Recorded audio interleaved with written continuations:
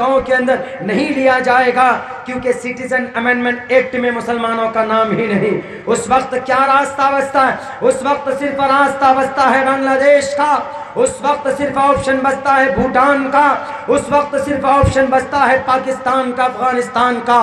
आज तो हमें पता नहीं, लेकिन जब ये तहरीक चलेगी, जब एनआरसी लागू होगी, एनआरसी होना शुरू हो चुका है महाराष्ट्र में, एनआरसी लागू होना शुरू हो चुका है कई स्टेट के अंदर, लेकिन मेरे भाइयों हमें मालूम और जानकारी नहीं है। हम तो कान में तेल लगाकर ऐसे सो गए कि मौलाना अब्दुल्ला तुम तो बोलो ना अपने तकरीर में, हम सिर्फ सुनकर रहेंगे, हम कुछ बोलेंगे नहीं।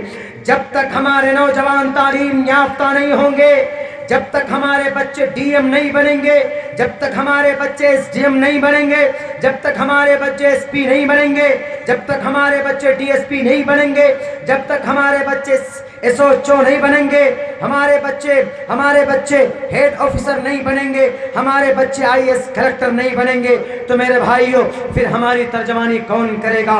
हम जाते हैं पूर्णिया कोर्ट के अंदर, वहाँ पर एक भी लॉयर ढंग का मुसलमान नहीं मिलता, एक भी ढंग का जज मुसलमान नहीं मिलता। क्यों? फैसला हमारे हक में होना, सब कुछ हमारे लिए।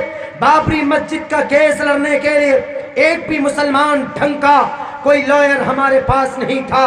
बाबरी मस्जिद की तर्जमानी करने के लिए हमने एक राजभूषण कोई नाम का एक कोई लॉयर को हमने हायर किया।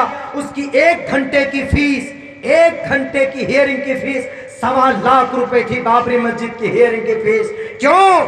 इतनी बड़ी तादाद में है, क्या हम अपने बच्चों को वकील नहीं बना सकते? बना सकते, लेकिन नहीं, हम तो सिर्फ हमारा बच्चा बड़ा होता है, हम अपने बच्चों को पैसा कमाने के लिए दिल्ली भेज देते हैं, महाराष्ट्र भेज देते हैं। मेरे भाइयों बेदार हो जाओ।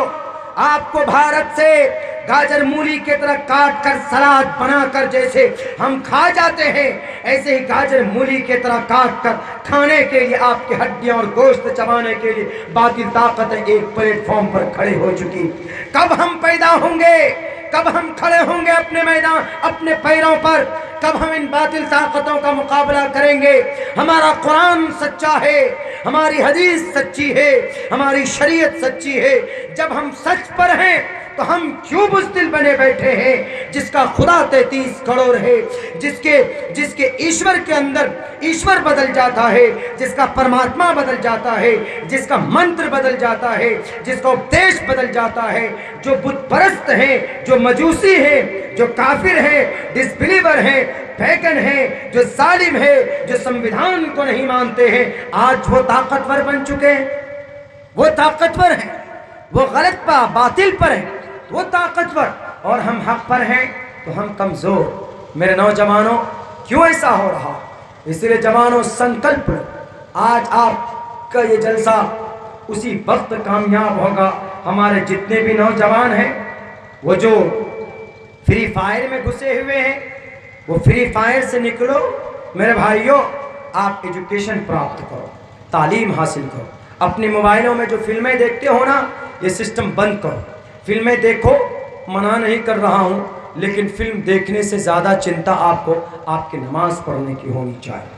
हम बाद में गाली दें आरएसएस को, बजरंग दल को, शिवसेना को। हमारे नौजवान अगर फ़ोन करेंगे तो हम इस गांव में अपने टोटल नौजवानों को जमा करने में, इतने सारे नौजवानों को जमा करने में 1.5 महीना लगे, लेकिन आरएसएस वाला अगर 10 मिनट के लिए फ़ोन कर दे आपके पूर्णिया में, तो इससे 3 गुना तादाद वो लोग 1 घंटे में जमा कर सकते हैं। बताइए ये तरीक़ा किन में था? ये तरीक़ा अल्लाह के नबी अलैहिस्सलाम की, उनकी सहाबाए किराम में ये जज्बा था। लेकिन आज ये जज्बा मुंतकिल होकर किधर चला गया? काफिरों में चला गया, और हमसे ये तरीक़ा छूट गया। हम लोग तो फिर वही फिल्मों में पड़ गए जी, हम लोग तो जनाब फ्री फायर में पड़ गए, हमारे नौजवान जहेज़ में पड़ गए। मेरे नौजवानों कब हम लोग, हमारे अंदर इनक़िलाब पैदा होगा? आपसे आखिर के अंदर हमने आपसे एक सवाल किया था ना कि हमारे भारत के अंदर सबसे पहला मुस्लिम एम्पायर कौन है? मैं उस सवाल का जवाब आप लोगों को दूंगा, उसके बाद मैं अपनी बात पूरी करूं। लेकिन उससे पहले हम आप लोगों से एक वादा कराना चाहते हैं। आप शादी करते हैं, बहुत अच्छी बात, लेकिन खुदारा अपने इस्लाम को, अपनी शरीयत को बदनाम मत करो। यही नरसिम्हानंद सरस्वती जी बोले कि देखो, अगर इस्लाम अच्छा होता तो आयशा ने क्यों हत्या की, अगर इस्लाम सही होता तो बहन कुलनास की क्यों हत्या हुई, अगर इस्लाम सही होता तो साबिरीन की क्यों हत्या हुई, अगर इस्लाम सही होता तो साइमा ने क्यों हत्या की, अगर इस्लाम सही होता तो आसिफा, तो वो क्या नाम है उसका, शाइस्ता ने क्यों हत्या की, अगर इस्लाम सही होता। अब बताइए, इतने सारे नाम उसने गिनाए। इतनी सारी हमारी वो बहन हैं जिनको जहेज के ज़रिए से ट्रोल किया जाता।